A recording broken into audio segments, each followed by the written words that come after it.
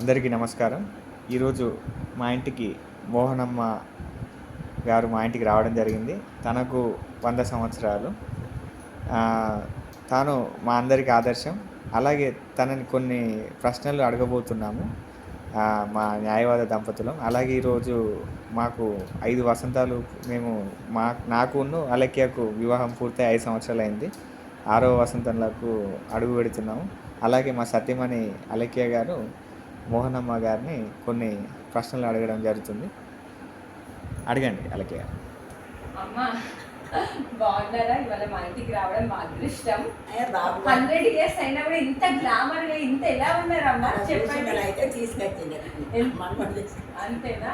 అలాంటి మరి మీరు ఇంకా 100 సంవత్సరాలైనా మీ ఆహారం ఏంటిది? మరి ఎందుకు ఇంత యాక్టివ్ ఉన్నారు? మేము ఇప్పుడే మాకు ఎట్లా ఆహారం అంటే ఏం లేదు, కాయ కూర పాలు పెరుగు అంతే. ఏం తీసుకుంటారు? మీరు నాన్ వెజ్ ఏం తినరా? ఏం లేదు. అవునా? మంచిగా నడుస్తున్నారు, మంచిగా అటు ఇటు తిరుగుతున్నారు, పూజలు చేస్తారు. 100 సంవత్సరాలు అంటే ఇట్లుంటారా అమ్మ? లెక్క చేసుకున్నా. అవునా? మరి అప్పుడు స్వాతంత్రం అప్పుడు మీరు అన్ని చూసారా? రజాకార్లు, నిజాం వ్యవస్థను చూసారా? రాజును చూసిన. అవునా? మీరు ఉస్మాన్ ఖాన్ చూసారా? అవునా? నా పిల్లలు పుట్టినాక చనిపోయింది, ఇక్కడనే ఉన్నప్పుడు నేను. అవునా? 7వ నిజాం చిక్కటిపల్లి. అవును. మీరు ఉస్మాన్ అలీ ఖాన్. అవునా? చనిపోయింది. మరి ఎట్లా బాధలు పెట్టినప్పుడు మరి నిజంగానే స్వాతంత్రం ముందు బాధలు పెట్టిండు రజాకార్లు అంటారు, అవన్నీ నిజమేనా? నేనే చూసి మీరు బాధలు అనుభవించిందా? బాధలు అనుభవించడం వల్ల చూసిన. మేము అనుభవించకుండా మహారాష్ట్ర పడ్డాం. మహారాష్ట్రలో మా బాబు తీసుకుపోయి మద్రాసు అటే తీసుకుపోయాను. అవునా? మా ఇంట్లో మరి బతుకమ్మ ఆడనీయలేదంట అంగడి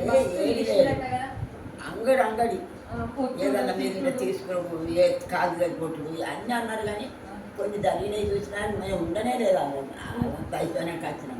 మరి మీరు ఇంకెవరిని చూసారు? స్వాతంత్ర ఉద్యమం టైంలో గాంధీని, నెహ్రూని చూసారా? చూసినా, నెహ్రూని చూసినా, రాజుని చూసినా. రాజు నాయకుడికే ఇక్కడ నేను మరి అప్పుడు ఎట్లా మీకు వార్తలన్నీ తెలిసేది? ఇప్పుడు అంటే ఫోన్ లో, ఇన్స్టాగ్రామ్ లో, ఫేస్బుక్ లో పెడితే తెలుస్తుంది. మరి అప్పుడు మీకు ఎట్లా ఇన్ఫర్మేషన్స్ తెలిసేది? రాతతోనేనా? ఇప్పుడు మన పాత పటేల్ చేశారు కదా, రోజు నాడు ఎప్పుడు రాసుడు. అవునా? రాసుడే, చదువుతున్న రాసుడే. మీరు అన్ని వార్తాపత్రికలు ఫాలో అయ్యేవాళ్ళేమో. వార్తాపత్రికలలో అన్ని విషయాలు రాసారు. అన్ని విషయాలు తాత రాసాడు కదా. జర్నలిజం అప్పుడు మంచిగా ఉండేవా? మంచిగా ఉండే. అప్పుడు అన్ని నిజాలు రాసేవాళ్ళు. నిజాం రాజని ఆయన పేరే పెట్టి కవులు అందరూ అప్పుడు పూజలు అన్ని చేసేవాళ్ళు అమ్మ. అప్పటికే మేము పూజలు చేసుకుంటాం. అవునా? మీరు భగవద్గీత శ్లోకాలు అన్నీ అవుతారు? అప్పటికిట్టే భగవద్గీత అవుతానండి. అవునా? మొత్తం భగవద్గీత అంతా ఒక అధ్యాయం అయిపోయినాక మళ్ళీ మొదలు పెడదు. ఎప్పటి కాదు కానీ మీరే అవుతుందిరా? మరి అందరు చదువుతుందిరా? నేనే ఒకదాన్ని. మీకు ఎవరు చెప్పి చదవాలని? నాకు నా చిన్నతనం నాకు చదువులు లేవు, అవి ఏమి లేవు. మద్రాసులు కానీ ఏమి లేవు. ఇక చట్టాలు పడే లేదా. మా తండ్రులు ఏం చేసిండ్రు ఆ కాలంలో, ఒక పండితుని తీసుకొచ్చి ఆయనకి ఇంత భోజనానికి ఏర్పాటు చేసి పిల్లలని అందరినీ కూడబెట్టి మా ఇంటికి ఆయన బడి అన్నది పెట్టిండ్రు. మా తల్లిగారి ఇంట్లో అప్పుడు ఆ కాలం నాడు. నేను బాగా శ్రద్ధగా ఓడు చదువులు వస్తువులు తినడంతో నేను అది బాగా పట్టుదల ఉంది. ఆయన నన్ను ఎంతో మెచ్చుకునేది. ఎంత వద్దు రమ్మనగానే వాళ్ళు రాకముందే నేను పోయి అట్లా కూర్చున్నాను. 4 గంటలకు అలా చెప్పి పెట్టాను. కరెక్ట్ చదవ కృష్ణుడే కొడుకు. కృష్ణుడు ముందుకు వచ్చినట్టే రాడ కృష్ణ అని గోపాలాలు అన్ని పద్యాలు గద్యాలు శ్లోకాలు. అలా అయిపోయినాక మట్టి పలకరప్పు ఈ చెల్లు లేవు, ఏమి లేవు. అది అంత అవి సొప్పదంతా తిరుగుంటాయి. కలుప కట్టెలని ఆ కట్టెలు తెచ్చుకొని సాయి చేసుకొని దవతులు అలా పోసుకుంటాం. దాన్ని ముంచుకుంటా రాదు. అంత కష్టపడి మా చదువు కానీ మా ముంచుకుంటా రాస్తుంది. మాకు ఎరికేలేదు ఆయన. ఇక పలకల మీద మట్టి ఇటుక పిల్లల మట్టి చూర చేసుకొని దాన్ని వేసి దాని మీద కాకాల కొనితాము. అవన్నీ రాదు ఇవన్నీ నెట్టుకు దాన్ని రాయించుతాం అయినా మీకు గుర్తున్నాయి ఇప్పటికి, నాకైతే మేము మర్చిపోతాం. అయినా great. చెప్పిన పంతులు గుర్తున్నారు నాకు 70 ఏళ్ళ కింద చెప్పింది. అవునా? ఏం పేరమ్మా మీ పంతుల పేరు? పంతుల పేరు ఏం పేరు? నర్సయ్య అని ఉంది. పంతుల పేరు నర్సయ్య. నర్సయ్య అందరూ ఆయన ఆ కాలం అయితే అది బాగా శ్రద్ధ చేసింది. ఇక అతనికి కొద్దిగా అక్షరాభ్యాసం అయిపోయినాక రామాయణం బాలరామాయణం చదివించింది. ఆ రామాయణం అయిపోయినాక భగవద్గీత చదివింది. భగవద్గీత అయినాక భాగవతం చదివింది. ఇవన్నీ చదివించింది ఆయన. మరి అప్పుడు పైసలని ఈ లగ్జరీ లైఫ్ అని అవన్నీ ఏమన్నా ఉండేనా? మీకు పైసలు ఎక్కువ, మాకు పైసలు ఎక్కువ, మీకు కారు ఉంది, మాకు కారు ఉంది. ఓ పంట బాగా భూములను అమ్ముకునే వాళ్ళ ఇప్పుడు అమ్ముకున్నారు. అప్పటి ఇప్పుడు అమ్ముకున్నారు. అప్పుడు పంట ఆ పంటలతో ఇట్లా పోటీతత్వం ఉండేనా అమ్మ? కుళ్ళులు కుతంత్రాలు ప్రేమలు ఉండేనా అప్పుడు బాగా? ప్రేమలు మంచిగా ఇప్పుడు అందరికి ఒకరి మీద ఒకరికి ఎక్కువ ద్వేషం ఎక్కువ ఉంటుంది. అప్పుడు ప్రేమలు మంచిగా అప్పదంటే అన్నం అంటే బంధువర్గాలు మంచిగా ఉండేది కావచ్చు. ఇప్పుడు అతిథి సత్కారం ఎవరైనా వస్తే మంచిగా తినలేదు. ఏం తిన్నాయి అవునా? ఏమి తిన్నాయి కోళ్ళ మందలు కాదు రాను చేయను నా పెద్ద ఒక పువ్వు ఒక పైపు బర్రె కట్టేసుకుంది పాలు బియ్యంతో తింది. అవునా? మా తల్లి గారు అప్పుడు ఆ కాలం మా తాతలప్పుడు మంచి అందరు పెట్టుతుండే ఫుడ్ మర్చిపోయింది పోయినా. సత్యనారాయణ ఉండదు. మరి ఇప్పుడు అనిపిస్తుందా మీకు? ఇప్పుడు ఎట్లా అనిపిస్తుంది? ఈ కాలం ఎట్లుంది?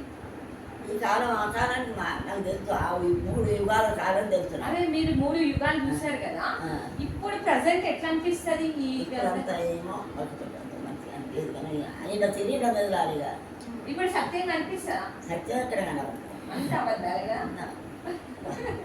ఏమన్నా మాట మంచిగా అత్తే బ్రహ్మంగా రాయలేదా కాలం అంతేనా? నేను అత్తే వారికి సత్యమే ఉండదు అన్నారు. కలికాలం కదమ్మా, సత్యం అనేది లేదనిపిస్తుంది కదా. ఇప్పుడు మంచిగా మాట్లాడితే వెనకాల పోయి మనల్ని తిరుగుతారు. అంతే నువ్వు అందరు ఓర్చుకుంటలేదు, ఓర్పు లేనితనం ఎక్కువ. భక్తులు అంటే వాళ్ళకు విరోధం. భక్తి అంటే పిచ్చోళ్ళు అంటున్నారు. ఇప్పుడు మీలాగా నేను భగవద్గీత చదివిన, బాలరామాయణం చదివిన అందరు మీరు ఏమని చెప్తున్నారు? గ్రేట్ గా చెప్తున్నారు కదా, భగవద్గీత చదివిన, బాలరామాయణం చదివిన అని చెప్తున్నారు కదా. నేను కూడా అట్లా సపోజ్ ఈ కాలంలో నేను పూజలు చేసిన అని చెప్తే నన్ను ఏమంటారు తెలుసా? పిచ్చిది అంటారు. నన్ను కట్టినా పిచ్చోళ్ళం అంటారు. టెంపుల్ కోవడం పిచ్చంట. మరి బయట ఎట్లా అంటే గోవా కోవుడు, ఫోటోలు పెట్టుడు, అటు చూసుకోడు, ఇటు చూస్తే మంచి అంట. వాళ్ళు క్రేజీ అంట. అదే ఎంజాయ్మెంట్ ఏంటో తెలుసా ఈ జనరేషన్ లో అమ్మ?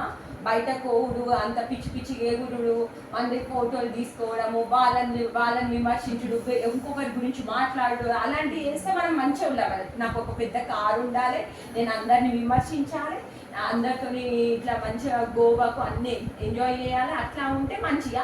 ఇక మన మానవత్వం అని ఎవరికైనా భోజనాలు పెట్టినా గుళ్ళలకు తిరుగుతాం అనుకో, ఏ పిచ్చి వేసిందని అనుకుంటారు. అంతే మరి మంచి చేసే పిచ్చుని అంటున్నారు కదా. మంచి పిచ్చి అంటారు. మంచి కాడికి మంచి రాడు. అంతేనా? ఇప్పుడు మన సొంత ఎవరన్నా నిలబడతారు కానీ వాళ్ళు రానే మంచికి మనుషులు తక్కువనే కదా. చాలా తక్కువ. చెడుకి ఎక్కువ ఆకర్షణ. మనం చేసిన వాళ్ళు నచ్చదు. ఇప్పుడు తాగుడు తినుడు అనుకోండి మస్తు మంది వస్తారు. అబ్బో పూజలు అంటే ఎవరు రాదు. రాదు. కూరగాయల భోజనం అంటే ముక్తుంది.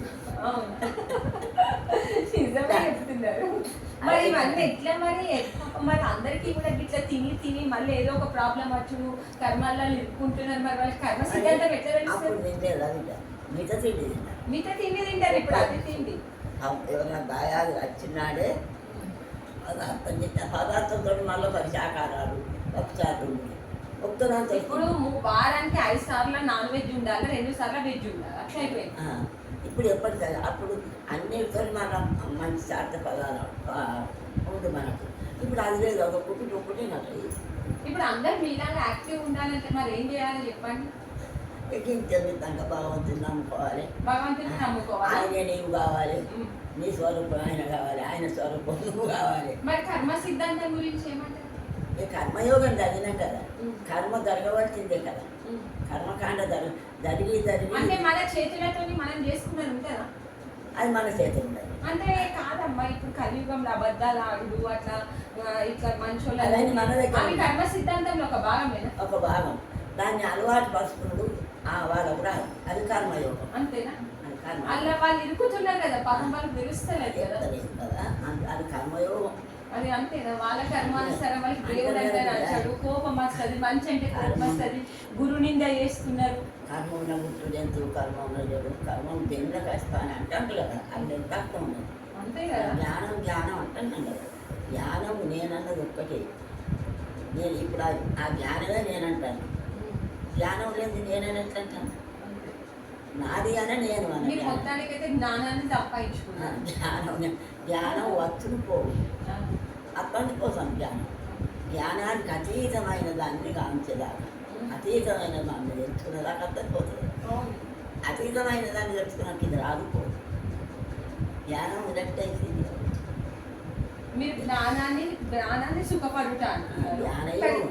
ఇప్పుడు ఉన్న వాళ్ళు ఏమంటారు, మంచిగా చికెన్ తినాలి, మటన్ తినాలి, మంచిగా ఏసీలో పడుకోవాలి, మంచి కాలం పోవాలి, అది సుఖం అంటున్నారు. మరి ఏది సుఖం చెప్పండి? ఇదే సుఖం. ఏది? ఆ ప్రశాంతి ఉండు, భగవద్ధ్యానం ఉండు, ఆ స్వరూపాన్ని కనుకుంటూ ఆత్మ సాక్షాత్కారం చేసుకుంటే సుఖం. ఆత్మ సాక్షాత్కారం మరి అందరికి తెలియదు కదా. మరి తెలుసుకున్న వాళ్ళకే పూర్వ సుఖం. మార్గంలో ఉన్న వాళ్ళకి తెలుస్తుంది.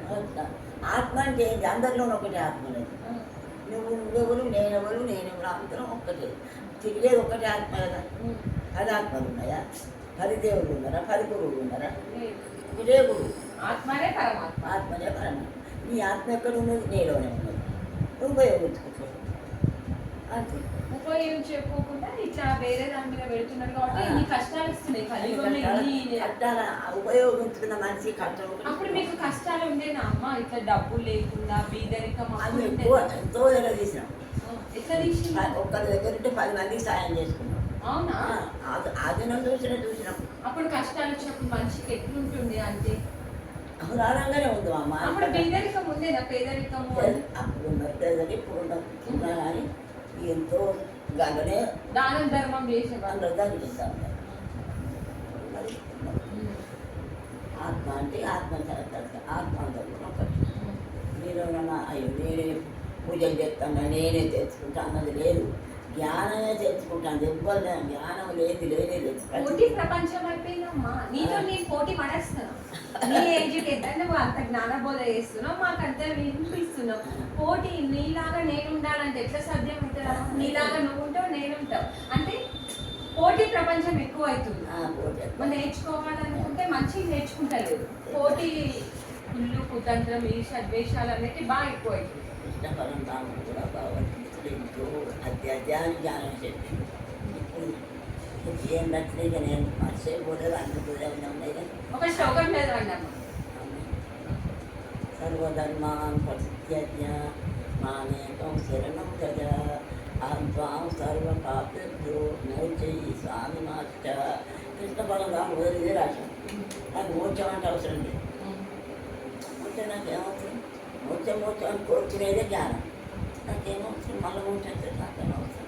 నాకు అవసరం లేదు అన్నాడు కృష్ణ పరంధాముడు. అంతేనండి. మోక్షం అంటే మరో జన్మ రావాల్సిందే. మోక్షం సహా ప్రజ మామేకం శరణం అన్నాడు. అహం అన్నిటికీ అహమే చేస్తాను. అన్నిటికీ అహమే నేను అనే అహమే అహం పదార్థం రహితం చేసుకో, రహితపరచుకోవాలి. అని జ్ఞానం. జ్ఞానానికి అతి సంబంధం మాత్రమే నీకు దొరుకుతుంది. నీ ఆత్మ నీకు సాక్షాత్కారం. నన్ను బాగా పట్టుదల చేసుకుంటాను. మీకు అసలు అహం అనేది లేదు. అహాన్ని అంచుకోవాలనేది మీకు చూసుకోవాలి. అన్నిటికీ నేను నేను అనుకుంటేనే కోపం ఎక్కువ అవుతుంది. నేనే చెప్పింది వినాలి, నేనే గ్రేట్, నేనే గొప్ప. నేనే చెప్పింది వినాలి. ఒకసారి నువ్వు చెప్పింది కూడా నేనే అంతే కదా. మనం ఎప్పుడు నిరంతరం విద్యార్థులమే కదా. విద్యార్థులు అందరూ చెప్తుంటారు. ఒకరు చెప్తే నాకు అన్నది లేదు. మరి నేనే నువ్వే నేనైతే. మరి నువ్వు చెప్పింది కూడా నేనే నానే. ఒక్కొక్కరి దగ్గర ఒక్కొక్క మంచి ఉంటుంది. ఇలా అని చేస్తుంటే మాడిక ఉంటుంది. ఆయన ఎట్ట పట్టుకుంటాడు కృష్ణపరంగా. తన చేస్తుందే ఉన్నది కదా అంట. ఆయన పెద్ద అయితే మనము ఒక కర్మ క్రియ అంత భగవంతుడే కదా అమ్మ. మనం ఒక నిమిత్త మాత్రులు. అట్లా అనుకుంటే సుఖ దుఃఖాలకు అతీతంగా ఉంటుంది. సుఖం దుఃఖం ఉంది. ఇప్పుడు కర్త చేసేది చేయించేటోడు చేసేవాడు అంత పైవాడే. కర్తరహితమైన మనం ఒక నిమిత్త మాత్రులం. మన మన మన మంచి చెడుల సైడ్ అనేది మన విచక్షణ మీద గ్రహించాలి. మనం కర్తృత్వ రహితమై కర్మ లేదు నీకు అంటుంది. అంటే భగవంతుడి మీద వేయాలా? కర్తను రైతం చేసినావు కదా, ఆ. ఇక అంటే ఎవరు భగవంతుడి చెయ్యి. అంతే. అంటది మనం కర్తను రైతం చెయ్యి, లేకుంటే వాళ్ళు తెచ్చుతా అంటాడు, లెక్క రాస్తా అంటాడు వాళ్ళు. కర్తను రహితం చేయడం అంటే ఏంటి? అమ్మా, అంటే ఏంటిది మీనింగ్? కర్తను రహితం చేయాలి అన్నారు కదా. కర్త అనేది ఒకటి ఉంటేనే ఇదంతా నష్టం కదా. అవును. ఆ కర్త నీవైనాక నీకెంత ఆహ్లాదం వచ్చింది. ఆ కర్త నీవైనవు కదా, అవును. కర్త రైత పడవు కదా. ఉమ్. ఇది నీకు ఆత్మసత్వం కాదు, అది అంతే. అంతటా ఆత్మ నీలో ఆత్మను మాట్లాడేది ఆత్మ ఆ, అంతే అర్థమైంది. దాన్ని మనం త్యజించాలన్నట్టు. కర్తను రహితం చేయాలంటే నేను అనేదాన్ని వదిలేసి లోపల ఒక ఆత్మ ఉన్నదని గ్రహించాలి. బాధదేమో లేదు, ఓకే ఓకే. రైతు ఇప్పుడు అర్థం. బాధదేమో లేదు. మంచిగా చెప్పిందమ్మా అన్ని విషయాలు. ఆ. నిజంగా. అమ్మ మీరు ఎప్పుడు పుట్టిండు? 1920లోనా? మీరు ఎప్పుడు పుట్టారు అంటే ఏ సంవత్సరం? నాకు జ్ఞాపకం లేదు ఇక. అంటే 1900. ఇయర్స్ అయినాయి. అంటే ఇప్పుడు పిల్లలకే ఉంటాయి 70 సంవత్సరాలు. 78. పెద్దబాబుకు 78. ఆ, ఓహో. 70 అంటే 80 అన్నట్టు. అప్పటికి బాగా గాంధీ మహాత్ములు అంతా చూశాను. దాని ముందు ఇంకా పుట్టిందా అమ్మ పిల్లలు? దాని ముందు ఇంకెవరన్నా పుట్టి దాని ముందు పిల్లలు? మీకు ఇంకెవరైనా పిల్లలు పుట్టారా? ఫస్ట్ కొడుకేనా? ఫస్ట్ పెద్ద కొడుకు ఒక్కరు, ఆ, ఆయన వెనుక కొద్దిగా ఇద్దరు వినోదం అయితే ఆ. ఆంటీ వాళ్ళ పిల్లలు, మనవాళ్ళు, మనవరాలు, ముని మనవరాలను కూడా చూసిళ్ళు మీరు. అంతే ఇక మొన్న అన్నట్టు ఇప్పుడు పెళ్లి తొందరగా అయితే 30 ఏళ్ళు అంటే ఇప్పుడు మీ పెద్దబాబుకి 80 ఏళ్ళు అంటే 70 80. ఇప్పుడు మా లీలకు కొడుకు ఉండే, లీలకు బిడ్డ ఉంటే బిడ్డకు కొడుకు వాళ్ళు అయిపోయారు కలిసి. వారికి ఇప్పుడు భార్య అయింది కానీ 30 ఏళ్ళు వచ్చింది. ట్రాక్టర్ చదువుతుంది, వారికి ఇద్దరు పిల్లలు ముని మన వాళ్ళు అందరిదే. మీకే మీకు ఎన్నో ఏట పెళ్ళయిందమ్మా? నాకు 16 ఏళ్ళకి 16. 15 ఏళ్ళు అనిపోయింది. 16 ఏళ్ళ కంటే 16 ఏళ్ళకి పోయింది. ఏళ్ళు అయినాక పిల్లలు ఎప్పుడు పుట్టిందమ్మా? 17 ఏళ్ళకు ఏమో పెద్ద బాబు చదవచ్చు, ఆ. అంతే 4 ఏళ్ళకి పుట్టింది. ఉమ్. పెద్దవాళ్ళు కనుక ఇదాలు ఒక అమ్మాయి ఆడాలి బతికి ఒక చిన్నప్పుడు రెండు అయిపోయింది.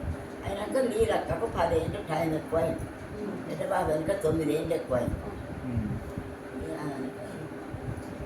మొత్తానికి అయితే ఈరోజు మాకు మంచి మెసేజ్లు ఇచ్చింది. సంతోషం. ఇంకేమైనా శ్లోకం మీతో చెప్తారమ్మా? మాట్లాడడం అంటేనే సంతోషం నాకు. భగవద్గీతలు ఇంకో శ్లోకం ఏమైనా చెప్తారా? భగవద్గీతలు ఏమైనా ఇంకో శ్లోకం పాడతారా అంటున్నా. శ్లోకం ఇప్పుడు మొదటి శ్లోకం చదివినా కదా, ఇంకొక శ్లోకం చెప్పండి. ధర్మక్షేత్రే కురుక్షేత్రే యూతోత్సవం మమకాం పాండవైశవకిమపద్వత సంజయం దృష్ట్వాత్ పాండవానేక వృషదుర్యోగనర్తద ఆచార్యం రాజావశమబ్రవీతం. ఆచార్యుడే ఇష్టపడాలి. దుర్యోధన సంగతి ఉన్నదా? దృష్ట్వాత్ పాండవాని పాండవులే అందరూ. దుర్యోగనర్తద ఆచార్యం ప్రసన్న ఆచార్యుడే కృష్ణార్జున. మంచి చెప్తున్నారు. అప్పుడొకరు యాడ్ చేసుకునే మీకు ఆ యాదికి ఉండడం ఈ లేదు. సంవత్సరంలో ఇంత ఏజ్ వచ్చినా కూడా మీకు గుర్తుండడం అంటే గ్రేటే కదమ్మా. ఇప్పుడు మాకే మెమొరీ పవర్ అంత ఉండట్లేదు. మీకు అన్ని సంవత్సరాలు ఎప్పుడో మీరు చిన్నప్పుడు నేర్చుకున్నారని ఇప్పుడు అప్పటి చదువుతున్నారు. ఆహారం కానీ అప్పటి అలవాట్లు కానీ. ఇప్పుడు అంతా మందుల food. అందరికీ నమస్కారం. ఈరోజు మా ఇంటికి మోహనమ్మ గారు రావడం జరిగింది. అలాగే తనకు 5 సంతానము. వాళ్ళ పెద్ద అబ్బాయి డాక్టర్, తను నిజామాబాద్లో ఉంటారు. 80 సంవత్సరాలు వరకు ఉంటాయి. అలాగే తను కూడా ఈ సంవత్సరంలో కూడా భగవద్గీత పారాయణం చేయడం కానీ, రామాయణం కానీ, భాగవతం కానీ చేయడమే కాకుండా అవి గురుబోధం అలాగే గుర్తుంచుకోవడం, మాకు బోధించడం, అది అంటే చాలా అంటే గొప్పగా ఫీల్ అవుతున్నాం. అలాగే తను కూడా ఈరోజు మా ఇంటికి రావడం చాలా ఆనందంగా ఫీల్ అవుతున్నాం. ఈరోజు అలాగే మా వివాహ వార్షికోత్సవము. నేను ఇది మన అలక్య, మేము వివాహం చేసుకుని 5 సంవత్సరాలు పూర్తయి 6వ వసంతంలో అడుగుతున్నాను. అలాగే ఈరోజు తను ఈ అమ్మగారు మా ఇంటికి వచ్చి తను మమ్మల్ని ఆశీర్వదించడం కూడా మేము చాలా ఆనందంగా అంటే చాలా ఆనందంగా చెప్పలేనంత ఆనందంగా ఫీల్ అవుతున్నాము. తను ఈరోజు అంటే ఈ రోజుల్లో ఆ, ఆ కుటుంబాలు ఉమ్మడి కుటుంబాలు ఎలా ఉండేటియో తను అంటే అంటే మాకు ఆదర్శం. అంటే ఇప్పుడు కుటుంబాలలో తల్లిదండ్రులు కానీ ఇప్పుడు ఎవరెవరు అత్తమామలు కానీ పిల్లలు కానీ అంతా ఈ యంత్రమైన జీవితం అయిపోయింది. ఎవరు కూడా ఈ రోజుల్లో మనిషి అనేది యంత్రంగా అంటే ఉరుకుల పరుగుల జీవితంతో ప్రయాణిస్తున్నాడు. మనం కూడా ఈ అమ్మను ఆదర్శం చేసుకొని మనము ఈరోజు నెక్స్ట్ రాబోయే తరాల కోసం కొన్ని వృక్షాలు నాటుదాం, అలాగే మన పర్యావరణాన్ని కాపాడదాం, అలాగే మన జంతువులను పక్షులను కాపాడదాం, అలాగే కవర్ల వాడకం కూడా తగ్గిద్దాం. అలాగే అమ్మగారితో ఈ రోజుతో ముగింపు చేద్దాం. ఒక్క నిమిషం అమ్మతో. అమ్మ మీ పేరు మోహన్ అమ్మనమ్మా? ఎన్ని సంవత్సరాలమ్మా మీది వయసు? ఇక 100కు ఇటు అటు ఒక్క ఇటు ఆడికే. అంతేనా? అదే ఇక ఈ అమ్మ మనకు ఆదర్శం. ఈరోజు ఈ అమ్మను మేము మా ఇంటికి పిలిపియడం, ఇలాంటి వ్యక్తిని మేము చూడడం ఇప్పటివరకు మేము చూడలేదు. ఇక భవిష్యత్ తరాలు కూడా చూడబోరు కావచ్చు. ఈ అమ్మ మాకు అంటే ఈ అమ్మను మేము ఆదర్శంగా చేసుకొని రానున్న భవిష్యత్తు కాలంలో ఇంకా మంచి పనులు మేము చేస్తామని మీకు అందరికీ హామీ ఇస్తున్నాం. జై హింద్ అమ్మ.